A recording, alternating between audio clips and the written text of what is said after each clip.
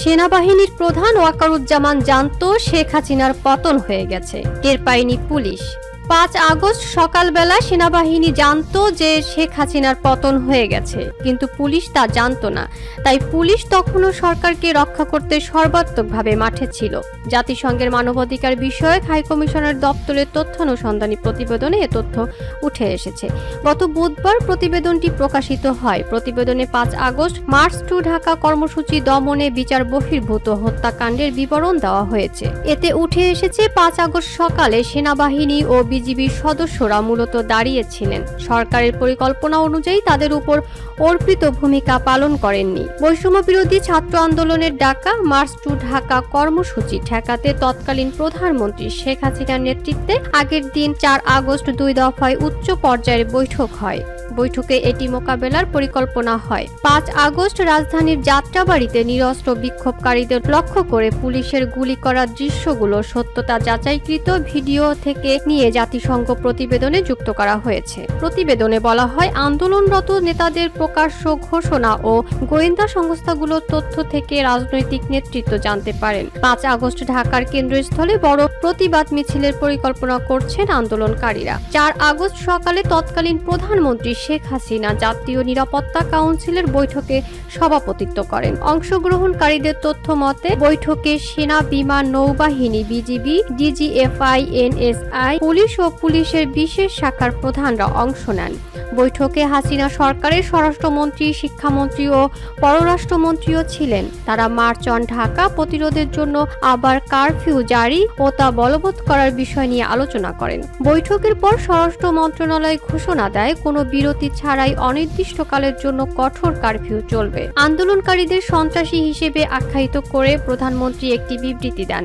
তিনি দেশবাসীকে এই সন্ত্রাসীদের শক্ত হাতে দমন করার আহ্বান জানান। আশুলিয়ায় একটি ভ্যানে লাশ স্তূপ করেছে পুলিশ। পরে লাশ পোড়ানো হয়। এই দৃশ্যগুলো সত্যতা যাচাইকৃত ভিডিও থেকে নিয়ে জাতিসংঘের প্রতিবেদনে যুক্ত করা হয়েছে। ৪ আগস্ট সন্ধ্যার পর প্রধানমন্ত্রীর বাসভবন গণভবনে আরেকটি বৈঠক হয়। বৈঠকে প্রধানমন্ত্রী নিজে অংশ নেন। অন্য অংশগ্রহণকারীদের মধ্যে ছিলেন স্বরাষ্ট্রমন্ত্রী, সেনাবাহিনী, পুলিশ, র্যাব, বিজিবির ও আনসার ভিডিপির প্রধান, সশস্ত্র বাহিনীর বিভাগের প্রিন্সিপাল স্টাফ অফিসার ও সেনাবাহিনীর কোয়ার্টার মাস্টার জেনারেল।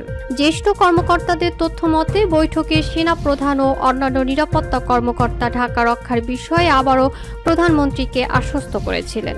বৈঠকগুলোতে অংশ নেওয়া ঊর্ধ্বতন কর্মকর্তাদের তথ্য মতে বৈঠকে একটি পরিকল্পনার বিষয়ে ঐক্যমত্য হয়েছিল যে প্রয়োজনে শক্তি প্রয়োগ করে বিক্ষোভকারীদের ঢাকার কেন্দ্রস্থলে প্রবেশে বাধা দিতে পুলিশের পাশাপাশি সেনাবাহিনী ও বিজিবি মোতায়েন করা হবে। সেনাবাহিনী ও বিজিবি সাজোয়া যান ও সেনা মোতায়েন করে ঢাকার প্রবেশের পথগুলো অবরুদ্ধ করবে, বিক্ষোভকারীদের প্রবেশে বাধা দেবে। অন্যদিকে পুলিশ উচ্ছৃঙ্খল জনতাকে নিয়ন্ত্রণ করবে। শেখ হাসিনার ব্যক্তিগত নিরাপত্তা বাহিনী স্পেশাল সিকিউরিটি ফোর্সের তৎকালীন মহাপরিচালক ৫ আগস্ট প্রথম প্রহরে রাত ১২:৫৫ বিজিবির মহাপরিচালককে পরপর দুটি হোয়াটসঅ্যাপ বার্তা পাঠান। সেই বার্তাগুলোর হার্ড কপি পেয়েছে OHCHR। এই হার্ড কপির তথ্য অনুসারে প্রথমটি ছিল একটি ফরওয়ার্ড করা সম্প্রচারিত বার্তা যা আন্দোলনের নেতাদের বলে মনে হয়।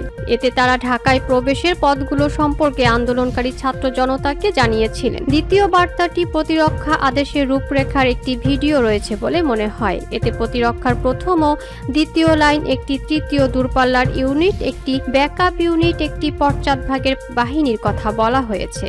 একজন জ্যেষ্ঠ কর্মকর্তা সাক্ষ্য দিয়েছেন, সেনাবাহিনী যে বাহিনী মোতায়েনের প্রতিশ্রুতি দিয়েছিল সেটা তারা মোতায়েন করেনি। আরেকজন জ্যেষ্ঠ কর্মকর্তা বলেছেন, বিজিবি প্রতি ঘন্টায় বিভিন্ন প্রবেশ পথ দিয়ে প্রায় ১০,০০০ থেকে ১৫,০০০ বিক্ষোভকারীকে ঢুকতে দিয়েছে, যা তাদের নিয়ন্ত্রণ করার কথা ছিল। তৃতীয় একজন জ্যেষ্ঠ কর্মকর্তা তখনকার পরিস্থিতি স্মরণ করে বলেছেন, সিসিটিভি ফুটেজে ৫০০ থেকে ৬০০ বিক্ষোভকারীকে সেনাবাহিনীর বাধা ছাড়াই উত্তরা থেকে ঢাকার কেন্দ্রস্থলের দিকে আসতে দেখে তিনি বুঝতে পেরেছিলেন কিছু একটা গড়বড় হচ্ছে। চতুর্থ আরেকজন জ্যেষ্ঠ কর্মকর্তা ব্যক্তিগতভাবে প্রধানমন্ত্রীকে ফোন করে জানিয়েছিলেন পরিকল্পনা অনুযায়ী কাজ হচ্ছে না। মার্চ অন ঢাকা থামাতে বিক্ষোভকারীদের শহরের কেন্দ্রীয় স্থলে পৌঁছাতে বাধা দিতে তখনও পুলিশ অনেক জায়গায় বিক্ষোভকারীদের উপর প্রাণঘাতী গুলি চালাচ্ছিল। পুলিশের একজন কমান্ডার ব্যাখ্যা করে বলেছিলেন, সেদিন সকাল থেকে সেনাবাহিনী জানতো শেখ হাসিনার পতন হয়ে গেছে, কিন্তু পুলিশ জানতো না। তাই পুলিশ তখনও সরকারকে রক্ষা করতে সর্বাত্মকভাবে মাঠে ছিল। ওএসসিএইচআর বিভিন্ন এলাকায় পুলিশের গুলি করার ঘটনা নথিভুক্ত করেছে। সবকটির ধরন ছিল একই। একজন প্রত্যক্ষদর্শী বলেছেন, পুলিশ যাকে দেখেছিল তাকেই লক্ষ্য করে গুলি চালাচ্ছিল। সাভারের আশুলিয়ায় পুলিশ বিক্ষোভকারীদের নিবৃত্ত ও আটক করতে প্রাথমিকভাবে তল্লাশি কেন্দ্র বসিয়েছিল। যখন আরো বেশি বিক্ষোভকারী দেখা যায় তখন অন্তত প্রথম দিকে পুলিশ কম প্রাণঘাতী অস্ত্র ব্যবহার করেছিল, পরে প্রাণঘাতী গুলি ছোড়ে। আওয়ামী লীগের কর্মী সমর্থকরাও বিক্ষোভকারীদের লক্ষ্য করে গুলি চালান।